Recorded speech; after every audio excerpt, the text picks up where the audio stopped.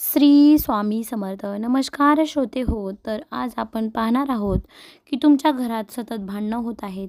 तर ती भांडणं झाली नाही पाहिजे आणि जे तुमचं घरातील वातावरण आहे ते कायम सकारात्मक ऊर्जा घरामध्ये राहिली पाहिजे. घर प्रसन्न राहावे, आनंदी राहावे, घरात भांडण तंटा होऊ नये यासाठी हे मी तुम्हाला काही दररोज करायचे उपाय आहेत. तुम्ही करू शकता, करून घेऊ शकता. तर बघा, दररोज सकाळी लवकर उठून घर स्वच्छ झाडून पुसून करायचं आहे. घरातली फरशी पुसावी, पण त्या जी फरशी पुसत आहे आपण, तर ते पाणी घेणार आहोत पुसण्यासाठी, त्यात थोडेसे खडे मीठ टाकायचे आहे. घरात प्रत्येक खोलीत एका वाटीत थोडे थोडे खडे मीठ घालून ठेवायचे. मिठाला पाणी जर सुटलं तर ते वाहत्या पाण्यात सोडून द्यायचं आणि पुढच्या वेळेस नवीन मीठ ठेवायचं. रोज घराचा उंबरा पुसून स्वच्छ करून घ्यावा. घरात दारात लक्ष्मीची पावले स्वस्तिक लिहून रांगोळी काढावी. आता पुढचा नियम आहे ते म्हणजे दर 15 दिवसाला घरातील जाळे जळमटे स्वच्छ करावेत. घरातील सगळ्या बेडशीट किमान दर आठवड्याला बदलाव्यात. घरातील सगळे पडदे दर 2 महिन्यांनी धुवून घ्यावेत. घरामध्ये नेहमी मोकळी जागा, खेळती हवा आणि सूर्यप्रकाश येऊ द्यावा. घर सतत बंदिस्त ठेवू नये. सकाळी दिवे लागण्याच्या वेळेला घरातील सर्व दारे खिडक्या उघड्या ठेवाव्यात. मोठ्या आवाजात हनुमान चालीसा लावून द्यावी. घरातील देवाला गाईच्या तुपाचा दिवा लावावा. धूप लावावी.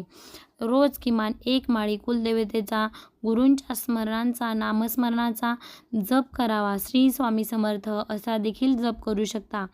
देवघरातील देवीला लक्ष्मी म्हणून हळद कुंकू लावे आणि स्वतःलाही लावून घ्यावे. घरामध्ये दररोज भीमसेन कापूर जाळावा. देवापाशी दिवा लावल्यानंतर किमान 15 मिनिटं घरातील प्रत्येक भागात उजेड राहील ह्याची काळजी घ्या. तसेच सगळ्यात शेवटी देवाने तुम्हाला दिलेल्या सर्व गोष्टींसाठी आभार मानायचा आहे. बघा, आणि अजून चांगलं सर्व काही ठीक व्हावं यासाठी प्रार्थना करायची आहे. दिवे लागणीला तुळशीपाशी दिवा धूप लावावी. तुळशीला हळदी कुंकू लावून शुभं करोती म्हणावे. आपल्या घरात आणि घरातील व्यक्तींना सुखरूप ठेवण्यासाठी प्रार्थना करावी. संध्याकाळी दिवे लागणीच्या वेळी काय करायचं आहे, घरात झाडणे, भांडणे, नकारात्मक बोलणे, अपशब्द टाळणे, टीव्हीवर नकारात्मक गोष्टी बघणे टाळायचे आहे. घरामध्ये कुठेही कचरा पडता कामा नये, धूळ पडता कामा नये, खरकटे अन्नही कोठे ठेवू नका. रात्रीच्या वेळी खरकट्या भांड्यांचे टोपले घराबाहेर ठेवायचे नाही. घराच्या मुख्य प्रवेशद्वारावर कोहळा असा टांगून ठेवा की घरातील प्रत्येक व्यक्ती त्या प्रवेश करताना कोहळ्या खालून जाईल. कोहळ्यामध्ये नकारात्मक ऊर्जा आत शोषून घेण्याची शक्ती आहे. घराच्या सभोवती प्रसन्न मन करणारी फुलझाडे जरूर लावावीत. दारासमोर तुळशीचं रोप लावावं. घराच्या बाहेर अंगणात पक्षी प्राण्यांसाठी पाण्याची सोय करावी. काही अन्न उरल्यास ते जमल्यास प्राण्यांना खाऊ घालावं. आपल्या घरात येणाऱ्या कोणत्याही व्यक्तीस कधीही नाराज करून किंवा अपमानित करून पाठवू नये. शक्य असल्यास अल्पोपहार देऊन त्यांना काही मदतीची अपेक्षा असल्यास ती द्यावी. आणि पण मदत शक्य नसेल तर योग्य शब्द सांगून विनंतीपूर्वक सांगून निरोप घ्यावा. घर हे नेहमी धान्याने भरलेले असावे.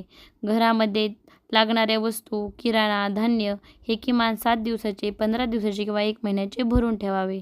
आज आणायचे आणि आजच बनवायचे, आज खायचे असे करू नये. घरामध्ये तुटलेले फर्निचर, चपला, बंद पडलेले घड्याळ, भंगलेल्या वस्तू म्हणजेच मूर्ती, रद्दी सामान ठेवू नये. घराचे प्रवेशद्वार नेहमी मोकळे आणि स्वच्छ ठेवावे. घरामध्ये कुठेही पसारा होता कामा नये किंवा अडगळ ठेवू नये. अगदी कोणीही कधीही अचानक पाहुणे जरी आले तरी ताळंबळ उडू नये असे असावे. घरामध्ये सगळे सणवार प्रथेनुसार चालून द्यावेत. कुलाचार, कुलधर्म राहावा. आयुष्य सुंदर आहे, आनंदात जगा. आपला जिव्हाळा कायम राहो. स्वतःची व आपल्या कुटुंबाची आरोग्याची काळजी घ्या. आपल्यामुळे कोणाला त्रास होणार नाही असे वागा. आणि हा व्हिडिओ जास्तीत जास्त लोकांना शेअर करा. एकमेकांना धीर द्या, त्यांना आधार द्या, त्यांना साथ द्या. मलाही साथ द्या, तुमची आवश्यकता आहे. सबस्क्राईब करून चॅनलला जास्तीत जास्त व्हिडिओ शेअर करा. धन्यवाद.